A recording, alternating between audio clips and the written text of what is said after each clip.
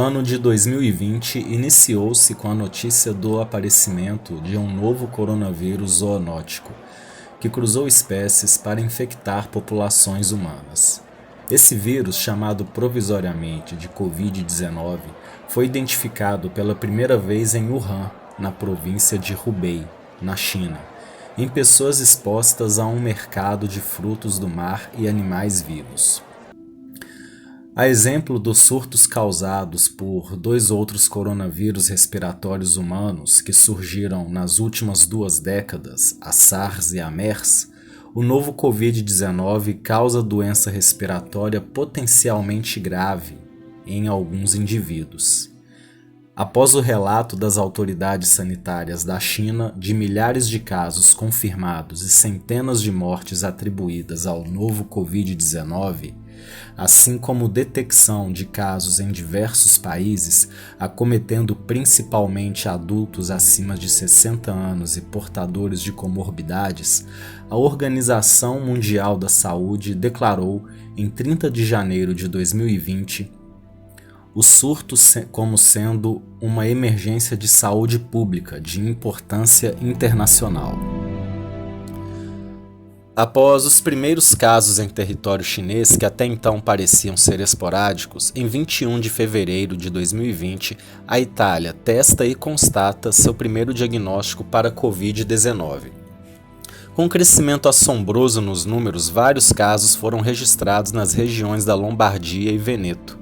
O intenso monitoramento da equipe médica do Instituto Palanzani, da capital, permanece.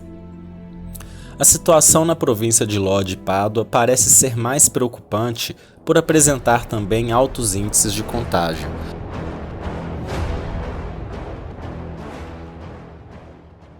O presidente dos Estados Unidos, Donald Trump, anunciou amplas restrições em viagens aéreas do país a 26 nações europeias de março, em uma tentativa de combater a propagação do coronavírus.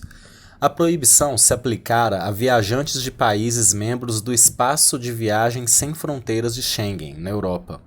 O Reino Unido, Irlanda e outros países que estão fora deste tratado de espaço aéreo não foram afetados. It's not racist at all, no, not at all. It comes from China. That's why. It comes from China. I want to be accurate. A União Europeia condenou as medidas, que foram tomadas de forma unilateral e sem consulta. Estas restrições são novas regras que entraram em vigor à meia-noite do dia 3 de abril e marcaram o início de muitas polêmicas vinculadas a Trump, que foi acusado de inação por causa de suas considerações feitas a respeito do coronavírus. Naqueles dias, haviam 1.135 casos confirmados do vírus nos Estados Unidos, com 38 mortes.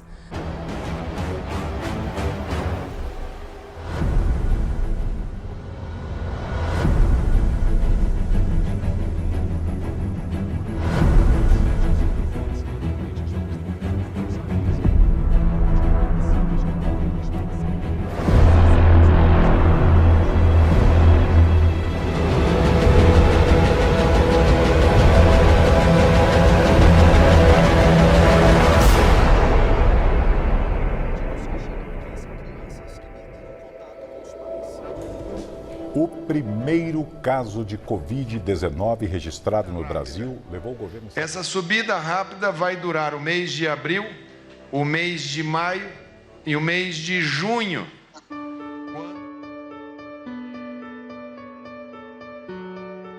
Em um país cujo sistema de saúde pública é deficitário e apresenta graves problemas, seria natural que se questionasse a capacidade de sua infraestrutura em absorver as demandas que a pandemia traria.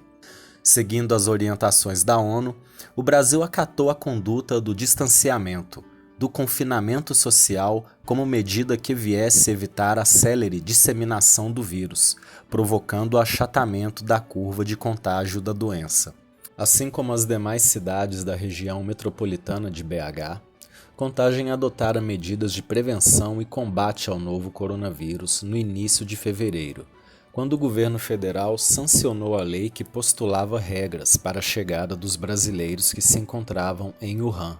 cidade chinesa onde se originou. Essenciais, né? Só os essenciais. No caso, padaria, farmácia, farmácia, material de construção, óticas, nesse caso. Até que o decreto em cima ele está bem flexibilizado, né? Eu acho que essa questão de abertura vai ser bem progressiva. Além de seu repertório prévio em políticas de saúde pública, as entidades de saúde no Brasil postularam recomendações de higiene pessoal e cuidados específicos, como o uso de máscaras, constante higienização dos lugares e transportes coletivos, bem como cuidados aos gestos corporais, tais como não tocar os olhos, boca e nariz antes de lavar as mãos, ou abafar a tosse quando sem máscara, usando os braços. Tudo para bloquear um possível acréscimo de propagação de gotículas contaminadas no ambiente. A melhor forma de tossir e espirrar é exatamente ou no braço ou no lenço de papel. Acabou, joga fora e não esquece de passar o álcool gel logo a seguir. E no caso do reflexo da pandemia, para mim, a influência ruim da mídia foi eles divulgarem que somente o álcool gel servia para poder a pessoa estar se protegendo contra a proliferação do vírus, sendo que no mercado existem muitos produtos à base de quaternário, biguanida, muita coisa boa. Falta de informação no Brasil, através da mídia, causa isso. Toda essa situação, né, de medo, né, de estresse que gera, né, esse período de pandemia, as emoções das pessoas estão mais à flor da pele. Então, as pessoas ficam mais vulneráveis, né? Ficar com medo de ser contaminado pelo vírus, um receio de que algum familiar, né, alguma pessoa próxima seja contaminada também, e ter que ir para os hospitais e não ter leitos, né, disponíveis. Então, toda essa situação de medo, né, nos vulnerabiliza. E nós fomos programados para nos autopreservar, né? Então, toda situação que coloca em risco, né, essa questão, né, da nossa saúde, ela nos vulnerabiliza e nos torna mais suscetíveis a doenças, né? O Conselho Regional de Psicologia já registra um grande aumento da violência doméstica, né, relacionada a mulheres, aumento de suicídio também, né, devido ao isolamento, né? Então tem potencializado aí, né, que em alguns momentos a gente sente a necessidade de acolher alguns pacientes de forma mais calorosa, né, que tem a ver com a nossa cultura também, né, brasileira, de acolher, abraçar em alguns momentos em que a gente percebe que esse acolhimento é necessário.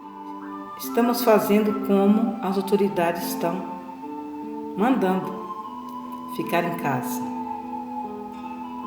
para que assim a gente evita a doença em nós e também nas pessoas. Nós estamos intensamente fazendo aquilo que a gente já fazia, fazendo nossa oração da manhã, oração da tarde, nossas meditações, reflexão da palavra de Deus. De manhã eu só peço uma coisa, que as pessoas fiquem em casa. Só assim que nós vamos poder ajudar outras pessoas. São dias difíceis de aperto, né? Porque como eu trabalho com pessoas, eu não posso trabalhar. Então, agora está começando a liberar e eu estou fornecendo máscara e álcool para os clientes e aí estou começando a trabalhar gradativamente, em isolamento, com as crianças em casa, sem estudar. É muito difícil, sem trabalhar, não é fácil. Este tempo de pandemia da Covid-19, do coronavírus, nos pegou de surpresa. Nós, padres, nos encontramos com muitas dificuldades de realizar o nosso trabalho pastoral e missionário, sobretudo na ordem do atendimento espiritual, daquelas pessoas que sempre nos procuravam a fim de solucionar algumas inquietações na vida. Estão suspensos, como sacramentos, como visita aos idosos, aos enfermos, tanto nas casas quanto nos hospitais. Então, nós estamos tentando, da melhor forma possível, fazer com que os fiéis da nossa igreja cumpram as orientações da Organização Mundial da Saúde, e para que isso passe logo, precisamos trabalhar a nossa subjetividade e nos fortalecer cada vez mais nos laços afetivos que nos unem às outras pessoas. Todos os circos, não só o nosso, Circo Castelli, a gente vive exclusivamente da bilheteria. Tudo que entra é o que a gente come, é o que a gente veste, é o que a gente produz aqui no circo. Como a gente está fechado, o circo já vai fazer 2 meses, então não estava entrando nada, a gente não estava tendo nada aqui no circo. Porque aqui na região daqui está tendo 2 circos que também estão passando necessidade, e o que a gente está ganhando, a gente está tentando dividir com eles, porque ninguém está ajudando eles. Então, a gente fica com medo de ser mandado embora, né, e a gente estando em casa, a gente fica apreensivo, né, o que pode acontecer no futuro com a gente, né. O senhor é casado? Casado. Tem filhos? Tem 2 filhos. Difícil, né? Difícil. Bem difícil. O Brasil bateu um novo recorde de mortes nas últimas 24 horas, com 751 óbitos pelo novo coronavírus. Então, a questão do próprio velório, né, que é próprio da nossa cultura, de velar, de enterrar nossos entes queridos. E esse tipo de ritual, né, tem sido restrito, muito restrito.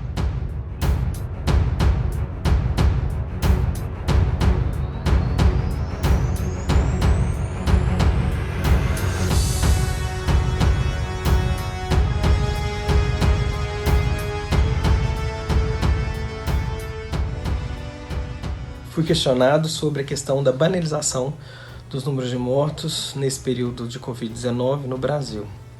E é muito impactante realmente o número de mortos, porque isso é algo extraordinário. Mas infelizmente as pessoas vão como que se acostumando com o número de mortos, com a repetição cotidiana nas mídias, sejam elas as mídias clássicas da TV e rádio, ou as mídias sociais, e as pessoas vão criando um funcionamento que coloca isso como algo rotineiro. Isso é do funcionamento humano, né? À medida em que a gente lida com dificuldades, a gente vai criando estratégias para que essas dificuldades tenham cada vez menos impacto. Mas é muito triste entender que, na verdade, por trás desses números, o que existem são vidas e histórias únicas e irrepetíveis. E que, ao banalizar esses números de mortos, nós estamos, na verdade, ignorando mais uma vez na história humana a dignidade da vida das pessoas. Cada vida é única e insubstituível. E vidas não têm preço, vidas têm dignidade.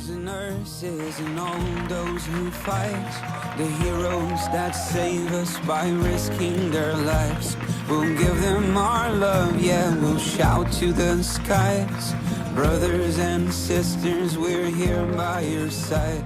Take care of our loved ones, be strong and be brave. Your kindness is Eu tive um nascimento, né? Eu tive o presente de estar ganhando uma vida no meio, né, dessa pandemia. Ao mesmo tempo que eu tenho angústia pelo que algumas famílias estão passando, eu estou muito feliz com essa vidinha, graças a Deus deu tudo certo. Então, assim, é um momento muito contraditório, né? Mas está sendo um momento muito feliz para mim, apesar de tudo que está acontecendo. Andrà tutto bene, everything will be alright. Andrà tutto bene, everything will be alright. Andrà tutto bene, everything will be alright. Andrà tutto